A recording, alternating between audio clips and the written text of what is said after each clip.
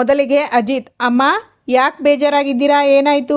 ಆಗ ಸಂಗೀತ, ಏನೂ ಇಲ್ಲ ಕಣೋ, ಇವತ್ತು ಅಂಜು ಬರ್ತಡೇ ನಡೀತಾ ಇದೆ. ನಾವೆಲ್ಲರೂ ಇಲ್ಲಿ ಖುಷಿಯಾಗಿದ್ದೀವಿ. ಈ ಖುಷಿಯಾಗಿರೋ ಟೈಮಲ್ಲಿ ನನ್ನ ಸೊಸೆ ಭೂಮಿನೇ ನನ್ನ ಜೊತೆ ಇಲ್ವಲ್ಲೋ. ಅವಳು ಹೋಗಿ ಸ್ವಲ್ಪ ದಿನ ಆಗಿದೆ ಅಷ್ಟೇ. ಆದರೆ ನನಗೆ ಅವಳನ್ನು ನೋಡಿ ಎಷ್ಟೋ ವರ್ಷ ಆಯ್ತೇನೋ ಅನ್ನಿಸ್ತಾ ಇದೆ. ಅಜಿತಾ, ಭೂಮಿನ ನೋಡಬೇಕು ಅನ್ನಿಸ್ತಾ ಇದೆ. ಒಂದೇ ಒಂದು ಸರಿ ಅವಳ ಹತ್ರ ನನ್ನ ಕರ್ಕೊಂಡು ಹೋಗೋ. ಅಮ್ಮ, ತುಂಬ ಯೋಚನೆ ಮಾಡಬೇಡಿ. ಟ್ರೈನೀಸ್ನ ನೋಡೋದಕ್ಕೆ ಅಂತ ವಾರದಲ್ಲಿ ಒಂದು ಸಲ ಪರ್ಮಿಷನ್ ಇರುತ್ತೆ. ಆಗ Ram, for your kind information, ಆ ಪರ್ಮಿಷನ್ ಆಲ್ರೆಡಿ ಶ್ರವಣ್ ತಗೊಂಡಾಗಿದೆ. ಹೌದೇನ್ರಿ? ಮೊದಲೇ ಯಾಕ್ರಿ ಹೇಳಿಲ್ಲ? ಸರಿ, ಹಾಗಿದ್ರೆ ನಾವೆಲ್ಲ ಹೋಗಿ ಭೂಮಿನ ಮಾತಾಡ್ಕೊಂಡು ಬರೋಣ. ಅಮ್ಮ, ಇಡೀ ಫ್ಯಾಮಿಲಿ ಹೋಗೋದಕ್ಕೆ ಹಾಗೆಲ್ಲ ಪರ್ಮಿಷನ್ ಕೊಡೋದಿಲ್ಲ. ಯಾರಿಗಾದರೂ ಇಬ್ಬರಿಗೆ ಹೋಗೋದಕ್ಕೆ ಅವಕಾಶ ಇರುತ್ತೆ ಅಷ್ಟೇ. ಆಗ ರಾಮ್, ನಮ್ಮ ಶ್ರವಣ್ ಅವನ ಇನ್ಫ್ಲೂಯೆನ್ಸ್ ಯೂಸ್ ಮಾಡಿದ್ದಾನೆ. ಒಟ್ಟಿನಲ್ಲಿ 3 ಜನ ಹೋಗ್ಬೋದು. ಆಗ ದೇವಯಾನಿ, ಹಾಗಾದ್ರೆ ಸಂಗೀತ, ನಿನ್ನ ಜೊತೆ ನಾನು ಬರ್ಲಾ? ಆಗ ಸತ್ಯಣ್ಣ, ಇದು ಹೇಗೆ ಆಗುತ್ತೆ? ಅವಳು ನನ್ನ ತಂಗಿ, ನಾನು ಹೋಗ್ತೀನಿ. ಆಗ ರಾಮ್, ನೋಡ್ರಪ್ಪ, ನಾನು ಶ್ರವಣ್ ಪ್ಲಾನ್ ಮಾಡಿ ಆಗಿದೆ. ಒಟ್ಟಿನಲ್ಲಿ ಹೋಗ್ತಾ ಇರೋದು ಸಂಗೀತ, ಅಜಿತು ಮತ್ತೆ ಶ್ರವಣ್. ಆಗ ಸತ್ಯಣ್ಣ, ಹಾಗಾದ್ರೆ ನಾವು?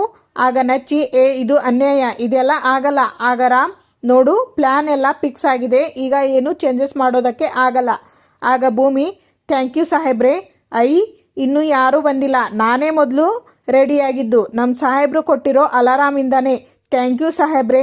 ಆಗ ಟ್ರೈನಿಂಗ್ ಹೆಡ್, ಇವರೇ ಆ ಹುಡುಗಿ ಯಾರು? ಆಕೆ ಭೂಮಿ ಅಂತ ಮ್ಯಾಮ್.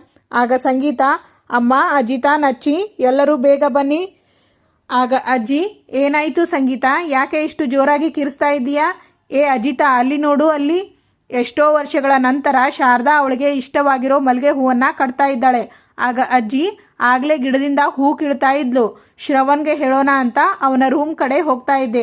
ಅಷ್ಟೊತ್ತಿಗೆ ನೀನು ಕರೆದೆ. ಆಗ ಅಜಿತ್, ನಚ್ಚಿ, ಶಾರದಾ ಅತ್ತೆಗೆ ಮಲ್ಲಿಗೆ ಹೂ ಅಂದರೆ ಇಷ್ಟ, ಅದು ಎಲ್ಲರಿಗೂ ಗೊತ್ತಿರೋ ವಿಚಾರ. ಆದರೆ ಇವತ್ತು ಅವರೇ ಗಿಡದ ಹತ್ತಿರ ಹೋಗಿ ಮಲ್ಲಿಗೆ ಹೂವನ್ನು ಕಿತ್ತು ಈಗ ಅವರೇ ಕಟ್ತಿದ್ದಾರೆ ಅಂದರೆ ಲುಕ್ಸ್ ಅಮೇಝಿಂಗ್ ಮ್ಯಾನ್. ಆ್ಯಂಡ್ ಅವರ ಮುಖದಲ್ಲಿ ಅವರಿಗೆ ಗೊತ್ತಿಲ್ಲದೆ ಇರೋ ನಗು ಎಷ್ಟು ಚೆನ್ನಾಗಿ ಕಾಣಿಸ್ತಾ ಇದೆ ಅಲ್ವಾ? ನಚ್ಚಿ, ಮನೆಯವರೆಲ್ಲರಿಗೂ ಕಾಣಿಸ್ತಾ ಇರೋದು ಶಾರದಾ ಅತ್ತೆ ಮಲ್ಲಿಗೆ ಹೂವು ಕಟ್ತಾ ಇರೋದು. ಆದರೆ ನನಗೆ ಅವರಿಗೆ ಹಳೆ ನೆನಪುಗಳೆಲ್ಲ ಮತ್ತೆ ವಾಪಸ್ ಬರ್ತಿರೋ ಚಾನ್ಸಸ್ ಇದೆ ಅಂತ ಅನಿಸ್ತಾ ಇದೆ. What's your opinion? ಆಗ ನಚ್ಚಿ, ಎಸ್, ಈಗ ಫಾರ್ ಎಕ್ಸಾಂಪಲ್ ನಾವು ಗಾಡಿ ಕಲಿಯೋ ಟೈಮಲ್ಲಿ ಇದು ಎಕ್ಸಿಲೇಟರ್, ಇದು ಬ್ರೇಕ್, ಇದು ಕ್ಲಚ್ ಅಂತ ತುಂಬ ಕಾನ್ಸಿಯಸ್ ಎಫರ್ಟ್ ಹಾಕ್ತಾ ಇರ್ತೀವಿ. ಗೇರ್ ಚೇಂಜ್ ಮಾಡೋದಕ್ಕೂ ಅಷ್ಟೇ. ಇದು ಫಸ್ಟ್ ಗೇರ್, ಇದು ಸೆಕೆಂಡ್ ಗೇರ್ ಅಂತ ತುಂಬ ಕಾನ್ಸಿಯಸ್ ಆಗಿ ಎಫರ್ಟ್ ಹಾಕಿ ಕಲಿತಾ ಇರ್ತೀವಿ. ಅದೇ 6 ತಿಂಗಳು ನಂತರ ನಮಗೆ ಗೊತ್ತಿಲ್ದಂಗೆ ಫಸ್ಟ್ ಗೇರ್, ಸೆಕೆಂಡ್ ಗೇರ್ ಎಲ್ಲ ನಾವೇ ಚೇಂಜ್ ಮಾಡ್ತಾ ಇರ್ತೀವಿ. ಈಗ ಶಾರದಾ ಅತ್ತೆ ವಿಷಯದಲ್ಲೂ ಅದೇ ಆಗಿದೆ. ಅವರಿಗೆ ಇಷ್ಟು ದಿವಸ ಏನು ಗೊತ್ತಿರಲಿಲ್ವೋ ಅದು ಎಲ್ಲ ಅವರೇ ಆಟೋಮೆಟಿಕ್ ಆಗಿ ಮಾಡ್ತಾ ಇದ್ದಾರೆ. ಅಂದ್ರೆ ಅವರ ಮಸಲ್ ಮೆಮೊರೀಸ್ ಕಿಕಿನ್, ಅಂದ್ರೆ ಅವರ ಬ್ರೈನ್ ಅಲ್ಲಿ ತುಂಬಾ ಹೈ ಡೆವಲಪ್ಮೆಂಟ್ಸ್ ಕಾಣ್ತಾ ಇದೆ ಅಂತಾನೆ ಅರ್ಥ. It's a very good news, definitely a good news. ಅವರ ಹಳೆ ನೆನಪುಗಳೆಲ್ಲ ವಾಪಸ್ ಬರಲಿ. ಅವರ ಈಗಿನ ಪರಿಸ್ಥಿತಿಗೆ ಯಾರು ಕಾರಣ ಅಂತ ಬಾಯ್ ಬಿಟ್ರೆ ಸಾಕು. ನಚ್ಚಿ, ಒಬ್ಬೊಬ್ಬರನ್ನು ಕಂಬಿ ಹಿಂದೆ ನಿಲ್ಲಿಸಿ ಬಾಯ್ ಬಿಡಿಸ್ತೀನಿ, ಸತ್ಯ ಏನು ಅಂತ. ಆಗ ಶಾರದಾ ಅಜಿತ್ ನನ್ನ ಕರೆದು ಮಲ್ಲಿಗೆ ಹೂವು ಹಿಡಿದು ಭೂಮಿಗೆ ಕೊಡು ಅಂತ ಹೇಳ್ತಾರೆ. ಆಗ ಅಜಿತ್, ಇದು ಭೂಮಿಗೆ ಕೊಡ್ಬೇಕಾ?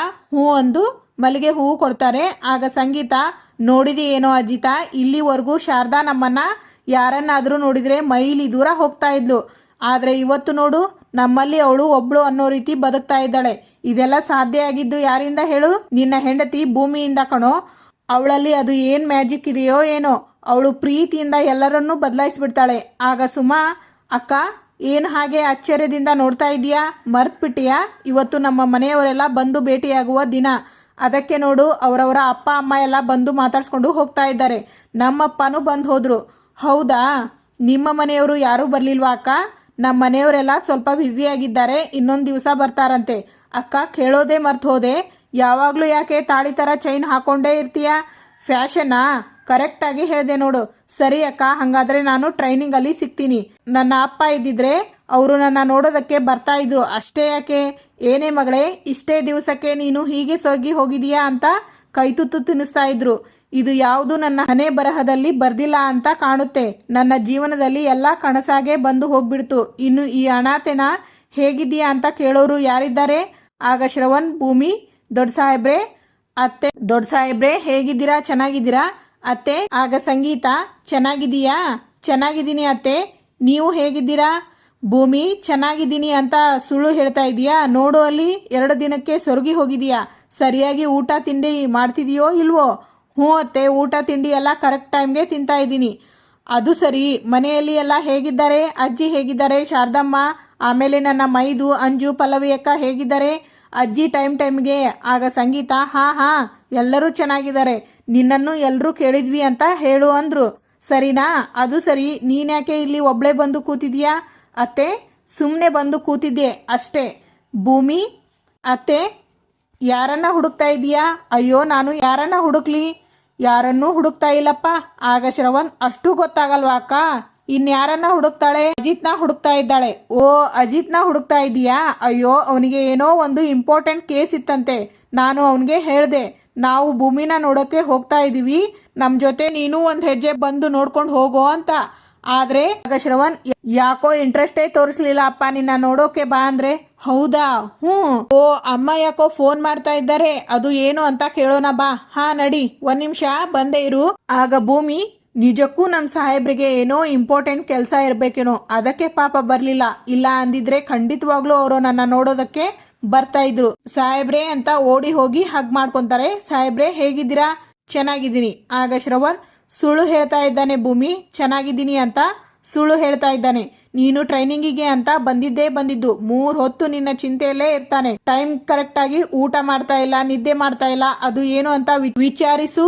ಆಗ ಅಜಿತ್, ಈ ವಿಚಾರದಲ್ಲಿ ಮಾವನೇ ಸುಳ್ಳು ಹೇಳ್ತಾ ಇರೋದು. ನೀನು ಟ್ರೈನಿಂಗಿಗೆ ಬಂದಾಗಿಂದ ನಿಂದು ಸೇರಿ ನಾನೇ ತಿಂತಾ ಇದ್ದೀನಿ, ನೋಡು ಹೇಗಾಗಿದ್ದೀನಿ ಅಂತ. ಆಗ ಸಂಗೀತ, ಏನಂದಪ್ಪ? ಇವಳದನ್ನು ಸೇರಿಸಿ ನೀನೇ ತಿಂತಾ ಇದೀಯಾ? ಸುಳ್ಳು. ಈಗಲೇ ಮನೆಯವ್ರಿಗೆ ಫೋನ್ ಮಾಡ್ತೀನಿ, ಸತ್ಯ ಏನು ಅಂತ ಭೂಮಿಗೂ ಗೊತ್ತಾಗ್ಲಿ. ಕೊಡೋ ಶ್ರವಣ ಇಲ್ಲಿ ಫೋನು. ಆಗ ಅಜಿತ್, ಅಮ್ಮ ನೀನು ಏನಮ್ಮ ಮಾತಿಗೂ ಮಾರಿ ಮುತ್ತು ಥರ ಆಗಿದೀಯಾ? ನೀನು ಬರ್ತಾ ಲೋಕಲ್ ಡಾನ್ ಆಗಿ ಹೋಗಿದೀಯಾ ನೀನು. ಅಮ್ಮ ಸುಮ್ಮನೆ ಇದ್ಬಿಡು ನೀನು. ಇವಾಗ ಹೇಳ್ತಾ ಇದ್ದೀನಿ, ಯಾಕೋ ಸುಮ್ಮನೆ ಇರಬೇಕು? ನೀನು ಸುಮ್ಮನೆ ಇರು. ನೋಡೋ, ನೀನು ಭೂಮಿ ನಿನ್ನನ್ನ ಎಷ್ಟು ಪ್ರೀತಿಸ್ತೀರಾ ಅಂತ ನಮಗೆ ಚೆನ್ನಾಗಿ ಗೊತ್ತು, ಸರಿನಾ? ಈಗಲೇ ನೋಡು, ಒಂದು ಸಣ್ಣ ಸುಳ್ಳು ಹೇಳ್ದೆ, ಅಜಿತ ನಿನ್ನ ನೋಡೋದಕ್ಕೆ ಬಂದಿಲ್ಲ ಅಂತ. ನೀರಿಂದ ಆಚೆ ಬಂದಿರೋ ಮೀನ್ ತರ 1 ಸೆಕೆಂಡಲ್ಲಿ ವಿಲವಿಲ ಅಂತ ಒದ್ದಾಡ್ಬಿಟ್ಲು, ಗೊತ್ತಾ? ಬೇಕಾದ್ರೆ ನೀನೇ ಭೂಮಿನ ಕೇಳು. ಅತ್ತೆ ಸರಿ, ಇವಾಗ ನಾವು ಎಲ್ಲ ಹೊರಡೋಣ. ಹಾ ಹೊರಡೋಣ, ಇರು 1 ನಿಮಿಷ, ಬಾಸ್ಕೆಟ್ ತರ್ತೀನಿ. ಆಗ ಭೂಮಿ ಬಾಯಲ್ಲಿ ಇದೆ. ಆಗ ಸಂಗೀತ, ಅಯ್ಯೋ ಬೇಗ ತಿನ್ನು ಭೂಮಿ.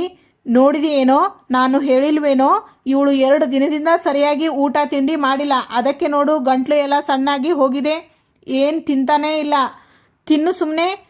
ಗಂಟ್ಲೆಲ್ಲೆತ್ತೆ ಸಣ್ಣ ಆಗುತ್ತೆ, ನಿನಗೆ ಗೊತ್ತಾಗಲ್ಲ. ಆಗುತ್ತೆ ಅತ್ತೆ, ಈಗಾಗಲೇ 2 ಪ್ಲೇಟ್ ಮುಗಿಸಿದ್ದೀನಿ, ಅಷ್ಟೇ ಯಾಕೆ? ಅಬ್ಬಾ, ಈ ಬೋಸಿಯಲ್ಲಿ ಇರೋದೆಲ್ಲ ತಿಂದ್ಬಿಟ್ಟಿದ್ದೀನಿ ಅತ್ತೆ, ಇನ್ನು ನನ್ನ ಕೈಯಿಂದ ತಿನ್ನೋಕೆ ಆಗಲ್ಲ ಅತ್ತೆ, ಸುಸ್ತಾಗಿ ಹೋಯ್ತು. ಅಯ್ಯೋ ನಿನ್ನ, ಆಗಲ್ಲ ಅಂತಿದೆಯಲ್ಲ, ಇನ್ನೂ ಏನು ಮಹಾ ಇದೆ? 1 2 3 4 5 ಪ್ಲೇಟ್ ಇದೆ ಅಷ್ಟೇ ತಾನೇ, ಮುಗಿಸ್ಬಿಡು. ತಗೋ 5 ಪ್ಲೇಟ್ ಎಲ್ಲ ನನ್ನ ಕೈಯಿಂದ ತಿನ್ನೋಕೆ ಆಗಲ್ಲ. ಹೇಳೋ ಶ್ರವಣ, ನೀನಾದ್ರೂ. ಸರಿ ಆಯ್ತು, ಲಾಸ್ಟ್ ಒಂದೇ ಒಂದು ಅಜಿತನ ತುತ್ತು ತಿನ್ಬಿಡು ಪ್ಲೀಸ್. ಅಜಿತನ ತುತ್ತು ತಿನ್ಬಿಡು. ಜಾನೆ, ಇದನ್ನೆಲ್ಲ ಇನ್ನು 1 ಗಂಟೆ ಆದ್ಮೇಲೆ ತಿನ್ನು, ಸರಿನಾ? 1 ಗಂಟೆ ಬಿಟ್ಕೊಂಡು ಇದನ್ನೆಲ್ಲ ತಿನ್ಬೇಕಾ? ಹ್ಞೂ ಮತ್ತೆ.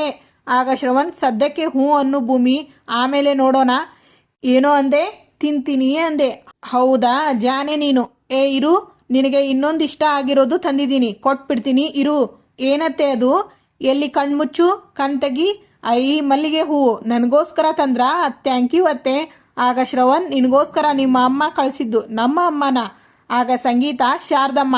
ಅತ್ತೆ, ನನಗೆ ನಂಬೋದಕ್ಕೆ ಆಗ್ತಾ ಇಲ್ಲ, ಶಾರದಾ ಅಮ್ಮ ನನಗೋಸ್ಕರ ಹೂವು ಕಳಿಸಿದ್ರ? ಆಗ ಅಜಿತ್, ಹೂವು ಕಳಿಸಿರೋದು ಅಷ್ಟೇ ಅಲ್ಲ, ಅವರೇ ಮಲ್ಲಿಗೆ ಗಿಡದಿಂದ ಹೂವು ಕಿತ್ತು, ಅವರೇ ಹೂವು ಕಟ್ಟಿ ನನ್ನ ಕೈಗೆ ಇಟ್ಟು ನಿನ್ನ ಹೆಂಡತಿಗೆ ಕೊಟ್ಬಿಡು ಅಂತ ಹೇಳಿದ್ರು. ಮುಡ್ಕೋ. ಆಗ ಸಂಗೀತ, ಇರು, ಏನೋ ಸ್ಟೈಲಾಗಿ ಮುಡ್ಕೋ ಅಂತಿದೀಯಾ? ಇವಳೇ ಮುಡ್ಕೊಳ್ಳೋದಕ್ಕ ನಾನು ಅಲ್ಲಿಂದ ಹೂವನ್ನ ಜೋಪಾನವಾಗಿ ತಂದಿರೋದು? ಹೋಗ್ಲಿ, ಮುಡಿಸಿಬಿಡಮ್ಮ. ಆಗ ಶ್ರವಣ್, ಮುಡ್ಸೋ ಮಾರಾಯ, ಮುಡ್ಸು, ಎಲ್ಲದನ್ನೂ ಹೇಳ್ಕೊಡ್ಬೇಕು ಇವನಿಗೆ. ಅಜಿತ್ ಭೂಮಿಗೆ ಹೂ ಮುಡಿಸ್ತಾರೆ. ನನ್ನ ಸೊಸೆ ಮುದ್ದು ಶ್ರವಣ, ನಾನು ಇಲ್ಲಿಗೆ ಫಸ್ಟ್ ಟೈಮ್ ಬಂದಿರೋದು ಅಲ್ವಾ? ನೀನು ಹೇಳಿದ್ದೆ ಅಕ್ಕ, ನಿನಗೆ ಕ್ಯಾಂಪಸ್ ಎಲ್ಲ ರೌಂಡ್ ಹೊಡಿಸ್ತೀನಿ ಅಂತ. ತೋರ್ಸೋ. ಬರೀ ರೌಂಡ್ ಏನು, ನನ್ನ ಫ್ರೆಂಡ್ ಎಲ್ಲ ಪರಿಚಯ ಮಾಡಿ ಕೊಡ್ತೀನಿ ಬಾ. ಹೌದಾ, ಸರಿ ಬಾ. ನೀವಿಬ್ಬರು ಮಾತಾಡ್ತಾ ಇರಿ, ಬರ್ತೀನಿ ಇರಿ. ಹಾ ಅಮ್ಮ, ಇವತ್ತಿಗೆ ಇಲ್ಲಿನ ಸಂಚಿಕೆ ಮುಕ್ತಾಯ ಹೋಗುತ್ತದೆ. ಮುಂದಿನ ಸಂಚಿಕೆಯಲ್ಲಿ ಆಗ ಲಕ್ಷ್ಮಕ್ಕ ಸಾಹೇಬ್ರು ನಾನು ನೀನು ಅಂದ್ಕೊಂಡಷ್ಟು ಒಳ್ಳೆಯವರಲ್ಲ ಕಣೆ. ಆಗ ಭೂಮಿ, ಯಾರ ಬಗ್ಗೆ ಏನು ಮಾತಾಡ್ತಿದ್ಯಾ ಅನ್ನೋ ಪರಿಜ್ಞಾನ ಆದರೂ ಇದೆಯಾ ನಿನಗೆ? ಆದರೆ ನಾನು ಹೇಳೋದನ್ನು ಸ್ವಲ್ಪ ತಾಳ್ಮೆಯಿಂದ ಕೇಳಿಸ್ಕೊ ಭೂಮಿ. ಆಗ ಅಜಿತ್ ಸತ್ಯನ ಮಾತಾಡಿರೋದನ್ನು ಹೇಳ್ತಾರೆ. ಭಾಗ್ಯಮ್ಮ ಜೈಲಲ್ಲಿ ಇರೋದೇ ನನಗೂ ಭೂಮಿಗೂ ಒಳ್ಳೆಯದ. ಇವರನ್ನ ನಂಬ್ಕೊಂಡ್ರೆ ಭಾಗ್ಯಕ್ಕ ಪರ್ಮನೆಂಟ್ ಆಗಿ ಜೈಲಲ್ಲೇ ಉಳಿಯೋ ಹಾಗೆ ಆಗುತ್ತೆ ಭೂಮಿ. ನಮ್ಮಿಬ್ಬರ 1 ತಿಂಗಳ ಗಡುವು ಇವತ್ತಿಗೆ ಮುಗೀತು. ಇನ್ನು ಮುಂದೆ ನಿಮಗೂ ನನಗೂ ಯಾವುದೇ ರೀತಿ ಸಂಬಂಧ ಇರೋಲ್ಲ. ಗುಡ್ ಬೈ ಅಂತ ಹೇಳಿ ಅಲ್ಲಿಂದ ಹೊರಟು ಹೋಗ್ತಾರೆ. Thank you for watching.